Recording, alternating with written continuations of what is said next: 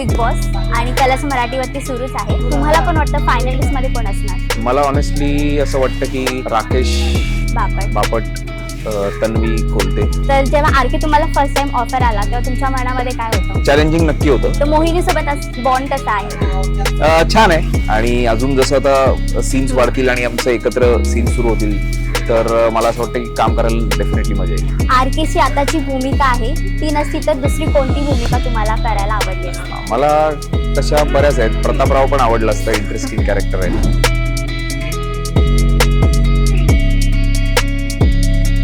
नमस्कार, मी सीमा कांबळे टेलीचक्कर रिजनलमधून आणि आज आपल्या सोबत आहे समीर परांजपे, मोहिनी या मालिकेतील आरके. त्यांच्यासोबत आपण इंटरव्ह्यू आणि गप्पा तर मारल्यात, पण छोटंसं घेऊया रॅपिड फायर.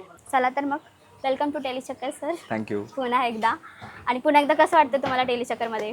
मस्तच वाटतंय आणि आता रॅपिड फायर आहे त्यामुळे पटापट उत्तर द्यायचे ती. त्यामुळे प्रश्न काय असतील? भीती आहे की एक्साइटमेंट आहे? भीती नाहीये, पण प्रश्न काय असतील याची उत्सुकता नक्की आहे. ओके. तर जेव्हा आरके तुम्हाला फर्स्ट टाइम ऑफर आला तेव्हा तुमच्या मनामध्ये काय होतं?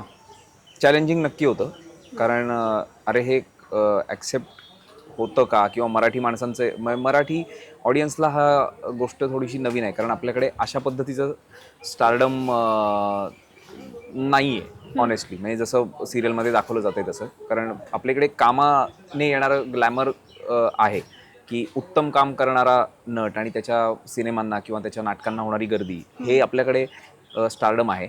पण त्याच्या सगळ्याच गोष्टींची चर्चा व्हावी, त्याच्या गाडीचे नंबर्स, त्याचं राहणं, त्याचं जे काही कॉन्ट्रोवर्सीज असतील ते, ह्या सगळ्याचीही चर्चा व्हावी एवढं स्टारडम जे कदाचित काही सुपरस्टार्स होऊन गेले त्यांच्या बाबतीत झालंय, ते मराठीला थोडंसं नवीन आहे. त्यामुळे ते ॲक्सेप्ट होईल का अशी थोडीशी भीती होती. पण क्रिएटिव्ह टीम आणि यांचं ज्या पद्धतीने ते कॅरेक्टर उभं केलं ते वाचल्यानंतर मला असं झालं की नाही, हे खूप कन्व्हिन्सिंगली आपण केलं तर मराठी प्रेक्षक प्रत्येक वेळेला चांगल्या प्रयोगांच्या, चांगल्या काय म्हणतात की रिस्कच्या मागे कायम उभा राहिला आहे. आणि मला असं वाटतं की ते नक्की उभं राहतील कारण आमची सगळीच टीम खूप कन्व्हिक्शनने आणि खूप काय म्हणतात की एफर्ट्स घेऊन काम करते. आणि मला असं वाटतं ते एफर्ट्स एकदा प्रेक्षकांपर्यंत पोहोचले की मग प्रेक्षक तुमच्या पाठीशी नक्की उभे राहतात. सेटवरचा असा एखादा किस्सा जो कधीही विसरू शकत नाही? अजून व्हायचे आहेत कारण आत्ताशी आमचं सुरू झालं लास्ट मंथ, एकच महिना अजून आमचा झाला आहे शूट सुरू होऊन. त्यामुळे अजून किस्से व्हायचे आहेत. त्यामुळे मला वाटतं नेक्स्ट टाइम तू येशील त्यावेळेला याच्यावरती खूप उत्तर असतील माझ्याकडे.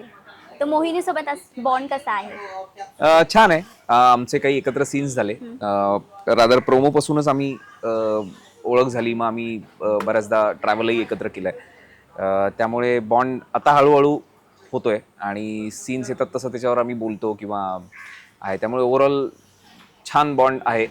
आणि अजून जसं आता सीन्स वाढतील आणि आमचं एकत्र सीन्स सुरू होतील तर मला असं वाटतं की काम करायला डेफिनेटली मजा येईल. आरकेची आताची भूमिका आहे ती नसती तर दुसरी कोणती भूमिका तुम्हाला करायला आवडली असती? कुठलीही, म्हणजे अभिनेत्याला कुठलंही चॅलेंजिंग जे काही असेल ते करायला कायम आवडतं.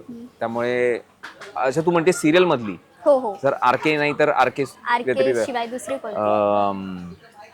मला तशा बऱ्याच आहेत. प्रतापराव पण आवडलं असतं, इंटरेस्टिंग कॅरेक्टर आहे. आणि मुळात जनरली असं जेव्हा असतं ना की आपल्याला काही इनिबिशन्स नाही म्हणणार मी, पण आपलं एक बघून आपल्याला कळलं की अरे हा त्या रोलला नाही जाणार, असं जे जे म्हटलं जातं ते सगळं मला करायला मिळावं अशी माझी इच्छा आहे.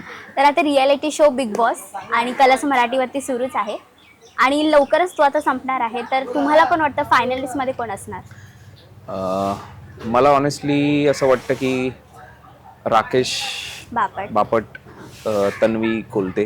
कारण मी जे काही थोडंफार मला बघता आले त्यात बघितले, हे खूप चांगले खेळतात, जेन्युइन आहेत.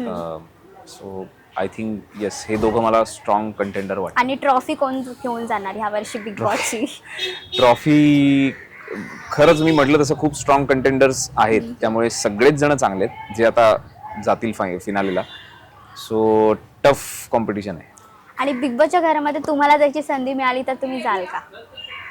आत्ता तरी आता मोहिनी ही मालिका सुरू आहे त्यामुळे मला वाटत नाही आता पुढची काही वर्ष मी फ्री होईन. त्यामुळे सध्या तरी विचार नाही. बरं, थँक्यू सो मच. खूप छान वाटलं तुमच्यासोबत बोलून. पुन्हा एकदा आपण परत भेटूया. येस, नक्की. थँक्यू.